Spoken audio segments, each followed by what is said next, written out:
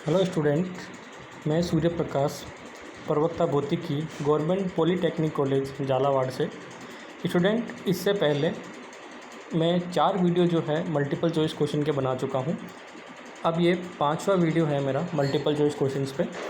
आज इस वीडियो में हम पृष्ठ तनाव और उससे रिलेटेड और केस नली शांता और जो आपका यूनिट 3 है उससे रिलेटेड सारे क्वेश्चन लगभग क्लियर करेंगे। ठीक है, तो आइए स्टार्ट करते हैं। सबसे पहले है 62 क्वेश्चन तक जो है मैं वो 4 पुराने जो मेरे वीडियो है उसमें कवर कर लिए हैं और 63 क्वेश्चन से आप स्टार्ट करेंगे। तो क्वेश्चन नंबर 63 है कि पृष्ठ तनाव कौन से परमाणु ऑब्लिक आणविक का गुण है।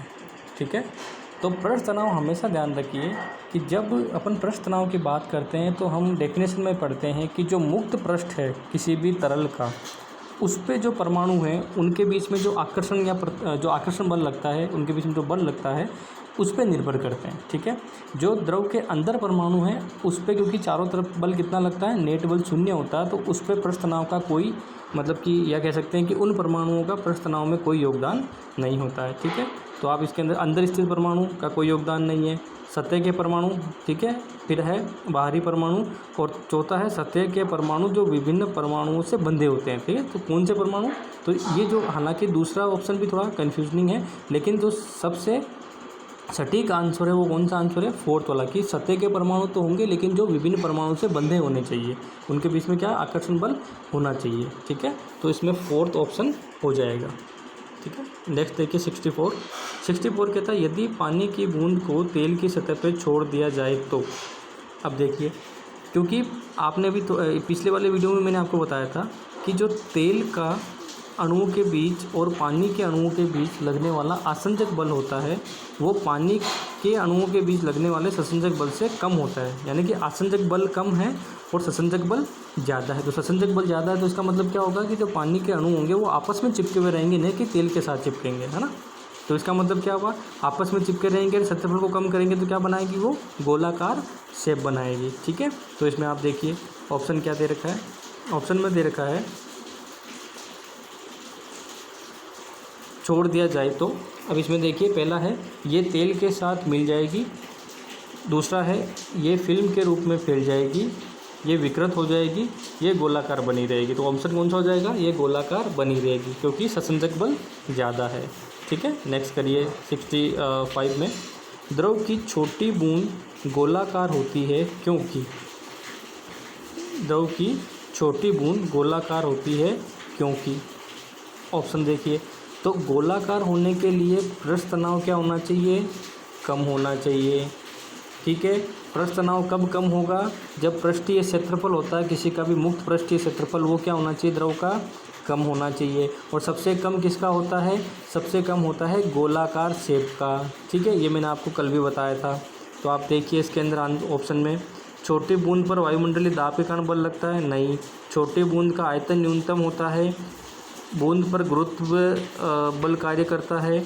4th है द्रवों की प्रकृति पृष्ठ तनाव के कारण न्यूनतम पृष्ठीय क्षेत्रफल प्राप्त करने की होती है। तो ये 4th ऑप्शन हो गया कि पृष्ठ तनाव के कारण न्यूनतम क्षेत्रफल पृष्ठीय क्षेत्रफल प्राप्त करना है, मुक्त पृष्ठ प्राप्त करना है, और वो कब होता है, जब उसकी आकृति गोलाकार हो। नेक्स्ट करिए 66 कोई द्रव केस नली में तब चढ़ता है यदि स्पर्श कोण। अब देखिए आप हमेशा ध्यान रखिए कि ऊपर कब चढ़ेगा, जब ससंजक बल क्या होगा, कम होगा, आसंजक बल ज़्यादा होगा। यानी कि आप कोई भी पात्र में लेते हैं तो पात्र में जैसे ही लेंगे या केस नली में जैसे ही केस नली को द्रव में डालेंगे तो क्या होगा कि केस नली जिस पदार्थ की बनी है, मैक्सिमम तो कांच की बनी होती है, तो वो कांच के और जो द्रव है, सपोज करिए पानी है, तो उसके बीच लगने वाला आसंजक बल क्या है, ज़्यादा है। जब आसंजक बल ज़्यादा होगा तो अपने आप ही क्या होगा, कांच जो है वो पानी की बूंदों को या पानी के अणुओं को अपनी ओर खींचेगा तो ऊपर चढ़ेगी। ठीक है, तो इसका मतलब क्या हुआ कि यहाँ पे आसंजक बल ज़्यादा होगा। अब आसंजक बल ज़्यादा होगा, ऊपर चढ़ेगी, तो उसके बीच कौन सा कोण बनता है, उसके बीच बनता है न्यून कोण। ठीक है, और जब इसके अंदर द्रव जो होता है वो नीचे गिरता है तो उसमें कौन सा बनता है, यानी कि जहाँ पर ससंजक बल ज़्यादा होता है उस केस में कौन सा बनता है, अधिक कोण बनता है। ठीक है, चलिए तो ये इसमें कौन सा हो जाएगा, क्योंकि द्रव ऊपर चढ़ता है इसलिए न्यून कोण होगा। ठीक है, नेक्स्ट देखिए 67 एक द्रव ठोस को पूर्ण रूप से भिगोता है। पर्याप्त लंबाई की केश नली में द्रव का चंद्रतल होगा। ठीक है, अब इसने क्या कहा, जो द्रव है वो ठोस को भिगोता है, पर्याप्त लंबाई की केश नली में द्रव का चंद्रतल होगा। अब भिगोता है इसका मतलब क्या है, फिर से आसंजक बल ज़्यादा है। आसंजक बल ज़्यादा है तो क्या होता है, जो द्रव है वो केश नली में ऊपर चढ़ेगा। जब द्रव ऊपर चढ़ेगा तो इसका मतलब कैसी शेप बनाएगा, वो अवतल शेप बनाएगा। ठीक है, यानी कि किनारे जो होंगे वो तो ऊपर चढ़े होंगे और बीच में वो नीचे होगा, तो ये कौन सा शेप हो जाता है, ये अवतल शेप हो जाता है। कटोरी के समान जो है ना, कटोरी को अगर सीधी रखते हैं अपन तो सीधी कटोरी कैसी होती है, किनारे ऊपर और बीच में से नीचे, तो इसको कौन सा शेप बोलते हैं, अवतल शेप बोलते हैं। ठीक है, तो आपको ये क्वेश्चन को देखना है। देखो इसमें दिया हुआ नहीं है अपने को, सिर्फ इसमें ये दिया हुआ है कि ठोस को पूर्ण रूप से भिगोती है, तो इसका मतलब वहाँ पे आसंजक बल ज़्यादा है, तो अपने को ये चीज़ें यहाँ से हिंट निकालने पड़ेंगे। ठीक है, चलिए नेक्स्ट है, यदि किसी द्रव की सतह समतल है, ठीक है, तब द्रव तथा बर्तन की दीवारों के बीच स्पर्श कोण होगा। अब द्रव की सतह समतल होने का मतलब क्या है, समतल होने का मतलब ये है कि ना तो आसंजक बल ज़्यादा है और ना ही ससंजक बल ज़्यादा, यानी कि दोनों एक दूसरे क्या है, बराबर है। क्योंकि अपन ने ये पढ़ा कि जब आसंजक बल ज़्यादा होगा तो द्रव ऊपर चढ़ेगा, जब ससंजक बल ज़्यादा होगा तो द्रव नीचे गिरता है उसका, यानी कि वो उत्तल आकृति में होता है। ठीक है, इसमें क्या कह रहा है कि वो समतल है। समतल होने का मतलब क्या, ना तो आसंजक बल ज़्यादा है ना ही ससंजक, यानी कि दोनों एक दूसरे के बराबर है। तो जब बराबर होंगे तो इसका मतलब दोनों के बीच में एंगल कौन सा बनेगा, वो बन जाएगा 90 डिग्री का। ठीक है, क्योंकि द्रव की सतह और पात्र की दीवार दोनों के बीच कौन सा एंगल बनेगा, 90 डिग्री का एंगल बन जाएगा। ठीक है, नेक्स्ट, निम्न में से किस जोड़े के लिए स्पर्श कोण का मान समान होगा। अब ये तो देखिए याद करने वाली चीज़ है। ठीक है, तो शुद्ध जल तथा कांच और कांच व एल्कोहल के बीच में ये होता है। तो ऐसे याद करने वाले जो क्वेश्चंस आपके डायरेक्टली जो हैं ये मेरे ख्याल से एग्ज़ाम के लिए अवॉइड रहेंगे। जो कंसेप्चुअल क्वेश्चन है जैसे अभी हमने पढ़े थे वो ज़्यादा आएंगे, तो आप इसको अवॉइड कर सकते हैं। वैसे 70 क्वेश्चन है, ठोस सतह एवं केरोसिन के लिए स्पर्श कोण होता है। ये भी याद करने वाला क्वेश्चन से 0 होता है इसके लिए। फिर है 0 डिग्री स्पर्श कोण वाले द्रव में चंद्रतल की प्रकृति होगी। ठीक है, ये भी याद करना आपको, ये होता है अर्धगोलाकार होती है। नेक्स्ट, ये कंसेप्चुअल क्वेश्चन बहुत अच्छा है, आप ये हमेशा ध्यान रखिए। 72 जो क्वेश्चन है वो आपके लिए बहुत इंपॉर्टेंट है। इस पर बहुत न्यूमेरिकल भी आ सकते हैं आपके और मल्टीपल चॉइस वाले में भी बन सकते हैं क्वेश्चन। तो ये बोल रहा है कि पृष्ठ तनाव की वजह से भिन्न भिन्न त्रिज्याओं वाली केश नलियों में पानी की ऊंचाई h व त्रिज्या के बीच शर्त होगी। तो आप ये देखना कि जब अपन ने इसको आपके पूरा इसका एक डेरिवेशन दे रखा है, उस डेरिवेशन को जब आप सोल्व करते हैं तो उसमें लास्ट में कंडीशन मिलती है ये अपने को कि r इंटू h जो है वो क्या होता है, नियतांक होता है। इसका मतलब क्या है कि अगर आप कोई ऐसी केश नली ले रहे हैं जो चौड़ी हो या मोटी हो, जिसकी त्रिज्या ज़्यादा हो, तो उसमें जो द्रव चढ़ेगा वो कम ऊंचाई तक चढ़ेगा।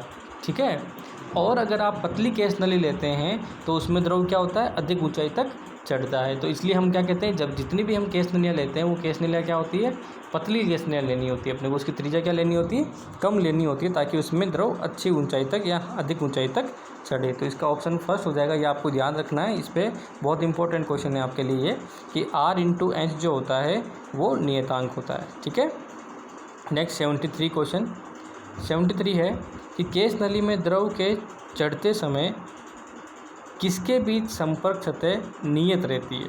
ठीक है, ये भी आपको पता है कि जो संपर्क सतह है वो किस में रहेगी, हवा और द्रव के बीच में जो संपर्क सतह है वो नियत रहती है। ठीक है, क्योंकि एक माध्यम हवा भी तो है। कोई द्रव अगर किसी पात्र में रखा है और केश नली लगाई है तो एक आपके पास जो माध्यम है वो कौन सा, द्रव के ऊपर वो हवा माध्यम है, तो हवा और द्रव के बीच में जो है संपर्क सतह नियत रहती है।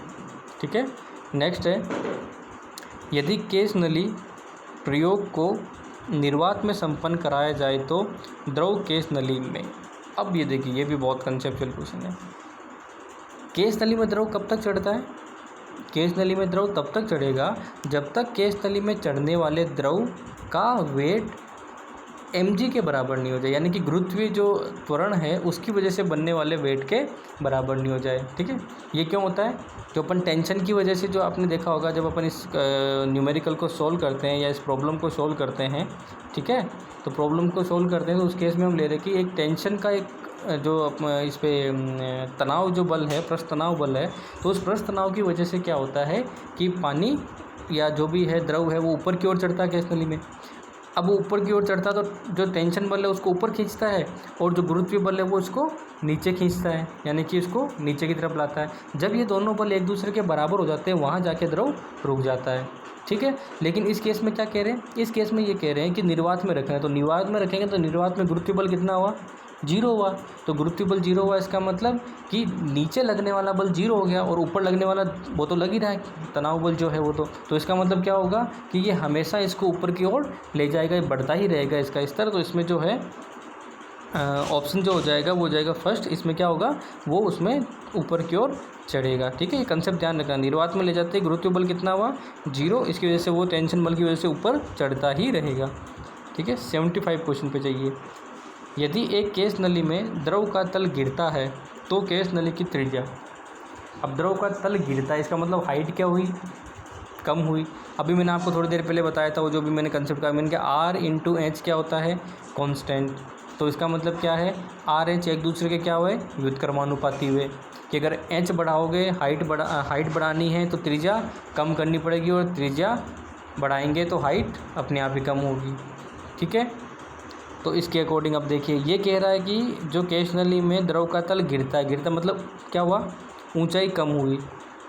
तो ऊंचाई कम हुई तो इसका मतलब त्रिज्या क्या होगी? बढ़ेगी। मोटी कर प्रश्नली मोटी होगी तभी तो उसकी हाइट क्या होगी? द्रव की कम होगी। और ये एक दूसरे क्या होते हैं? व्युत्क्रमानुपाती की। ऊंचाई बढ़ाओगे तो त्रिज्या कम होगी, और अगर ऊंचाई कम करोगे तो त्रिज्या बढ़ेगी। ठीक है, तो ये अपने आप ही इसका ऑप्शन हो गया। ठीक है, कि अगर द्रव का तल गिरता है तो त्रिज्या बढ़ेगी। फिर 76 है, द्रव से भरे पात्र की तली पर दाब निर्भर नहीं करता। अब अगर किसी भी पात्र में द्रव भर दिया है तो उसकी तली पर दाब लगने वाला जो है ना, कि अब क्योंकि उसमें पात्र में क्या होता है? द्रव बढ़ने पे जो उसकी तल है उस तल पे क्या होता है? ऊपर वाला जो द्रव जितना भी है उसका प्रेशर लगता है, वेट लगता है। ठीक है, सतह के ऊपर। तो वो किस पर निर्भर नहीं करता? तो गुरुत्वीय त्वरण पे ऑब्वियस सी बात निर्भर करेगा, क्योंकि उसकी वजह से वेट हो रहा है उसका। द्रव स्तंभ की ऊंचाई पर भी निर्भर करेगा। जितना ऊंचाई तक आप किसी पदार्थ को भरोगे उतना ही ज़्यादा नीचे प्रेशर बनेगा उसकी तली पे। तली के क्षेत्रफल पर, ठीक है, और द्रव की प्रकृति पर। द्रव की प्रकृति पे भी निर्भर करता है, क्योंकि द्रव की प्रकृति घनत्व से रिलेटेड होती है ना। ठीक है, तो इसका मतलब तली के जो क्षेत्रफल है उस पर निर्भर नहीं करता है। ठीक है, चलिए नेक्स्ट। किसी